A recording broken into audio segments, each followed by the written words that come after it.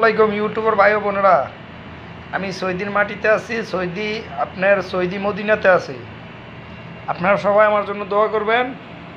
আপনাদের মাঝে আমি বাংলাদেশ থাকতে অনেক ভিডিও দিছি, আপনারা আমার জন্য দোয়া করবেন। আমি সৌদি আসছি দালালের মাধ্যমে। দালাল বলছে আমার 1 বছরও আকামা করে দিব। দালাল আমার অনেক একদিনও আকামা করে দেয় নাই, কিন্তু বলছে আপনি 3 মাসের কি জানি 3 মাসের কইরা দিব, কিন্তু আমি 3 মাসের এটা দিয়া।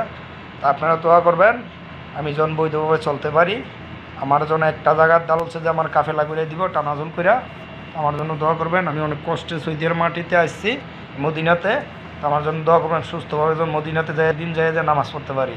তো আপনারা সবাই লাইক শেয়ার দিবেন নতুন নতুন আপনাদের মাঝে, যে মদিনা থাকতে পারলে মদিনা হেরাম শরীফের ভিতরের ভিডিও নতুন নতুন ভিডিও আপনাদের মাঝে আমি দিতে পারি।